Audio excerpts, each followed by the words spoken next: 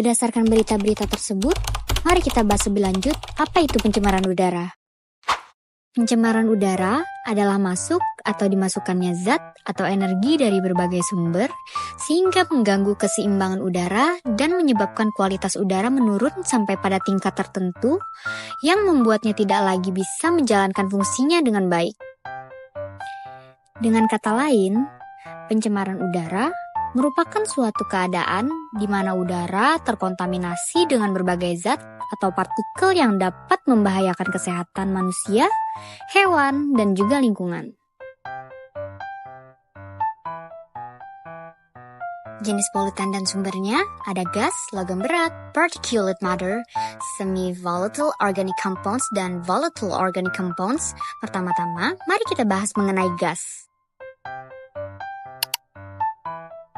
Beberapa contoh gas ada karbon monoksida, nitrogen dioksida, ozon, dan sulfur dioksida.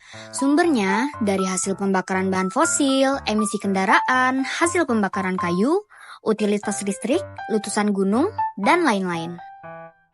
Selanjutnya, mari kita bahas mengenai logam berat. Beberapa contoh logam berat ada timbal, nikel, kadmium, dan arsen. Sumbernya dari peleburan logam, industri baterai, produksi semen, emisi kendaraan bermotor, pembakaran batu bara, dan lain-lain. Mari kita bahas mengenai particulate matter or PM. Particulate matter ini bisa juga disebut sebagai partikel tersuspensi, di mana setiap partikelnya memiliki besar diameternya masing-masing. Beberapa contoh dari particulate matter ada PM10, PM2.5, PM0.1, sumbernya dari debu jalanan, asap rokok, hasil kebakaran hutan, degradasi limbah, limbah elektronik, dan lain-lain. Terakhir, semi-volatile organic compounds dan volatile organic compounds. Beberapa contohnya ada toluen, xylene, aseton, formaldehid. Sumbernya dari industri kimia, pestisida, emisi kendaraan bermotor, produksi karet, dan lain-lain. Pencemaran udara berdasarkan sifat zat pencemarnya ada dua, yaitu pencemar primer dan pencemar sekunder. Pencemar primer yaitu bahan pencemar yang langsung dilepaskan ke atmosfer dari sumber pencemaran. Polutan ini belum mengalami reaksi kimia di udara. Contoh, CO adalah pencemar udara primer karena timbul langsung dari proses pembakaran. Contoh lain ada CO2, NO2, SO2, CFC, dan CL2. Selanjutnya, mari kita bahas mengenai pencemar sekunder. Pencemar sekunder yaitu zat pencemar yang terbentuk di atmosfer akibat reaksi kimia antara pencemar primer dan unsur lain seperti oksigen, uap air, atau sinar matahari. Pembentukan ozon dalam smog fitokimia adalah contoh pencemaran udara sekunder. Contoh lainnya adalah aldehid, hujan asam, dan lain-lain. Penyebab pencemaran udara ada faktor alami dan faktor manusia. Mari kita bahas mengenai faktor alami. Faktor alami yang menjadi pemicu tercemarnya udara, kebakaran hutan, letusan gunung berapi, dan kegiatan mikroorganisme. Lebih lanjut, Mari kita bahas penyebab pencemaran udara oleh faktor manusia. Pada faktor manusia, berbagai aktivitas manusia menyebabkan pencemaran udara, yaitu industri dan pabrik, kendaraan bermotor, pertanian, pertambangan, pembakaran sampah, dan transportasi laut. Berikut beberapa contoh video hasil observasi lapangan mengenai pencemaran udara.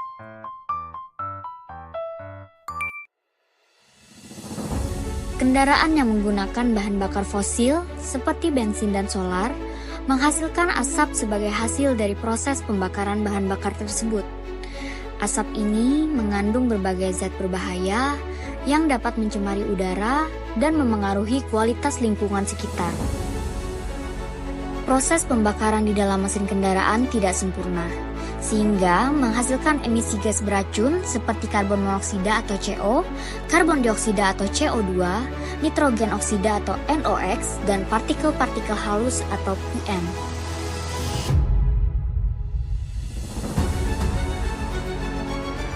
Karbon monoksida adalah gas beracun yang dapat menyebabkan gangguan pernapasan jika terhirup dalam jumlah yang banyak.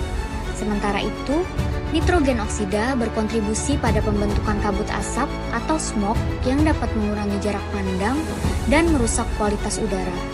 Selain itu, kendaraan juga menghasilkan partikel-partikel halus yang dapat terhirup oleh manusia yang dapat menyebabkan masalah kesehatan serius seperti gangguan pernapasan, asma, hingga penyakit jantung.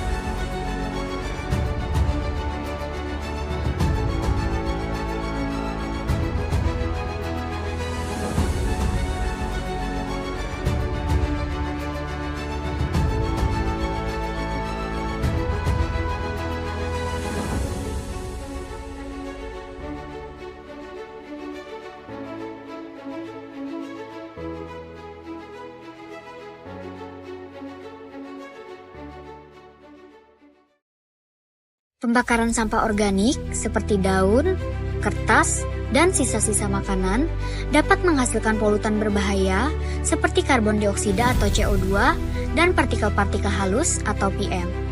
Karbon dioksida, meskipun tidak beracun dalam konsentrasi rendah, tetap berkontribusi pada perubahan iklim dan pemanasan global jika jumlahnya berlebihan.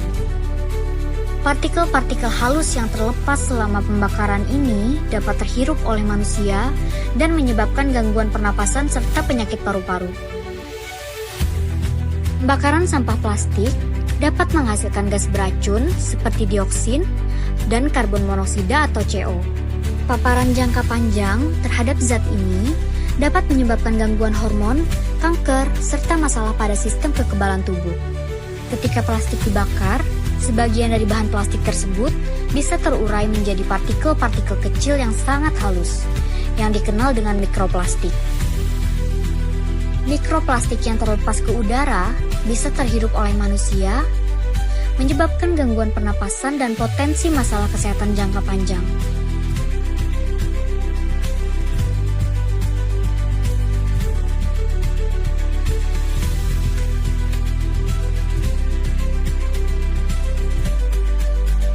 Beberapa dampak kesehatan akibat pencemaran udara ada penyakit pernapasan, penyakit jantung dan pembuluh darah, serta gangguan fungsi kognitif.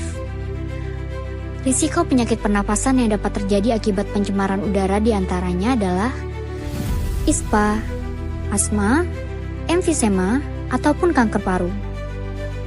Risiko penyakit jantung dan pembuluh darah yang dapat terjadi akibat pencemaran udara ini, penyakit jantung koroner, hipertensi, gagal jantung, serta stroke.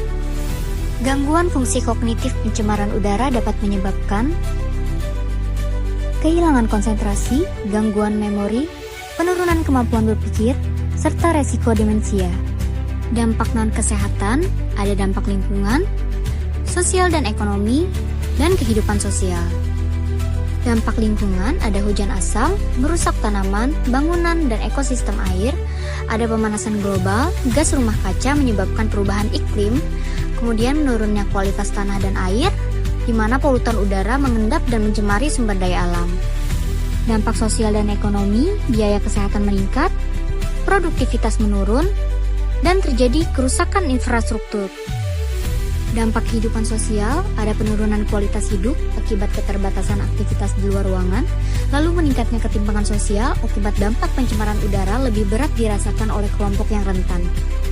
Upaya yang dapat kita lakukan untuk mengurangi dampak negatif pencemaran udara, menanam pohon, mengurangi emisi kendaraan, menggunakan produk ramah lingkungan, dan menghindari pembakaran sampah. Dengan kesadaran dan tindakan bersama, kita dapat menjaga kualitas udara tetap sehat dan mencegah dampak buruk pencemaran udara untuk kita, lingkungan, dan bagi generasi mendatang.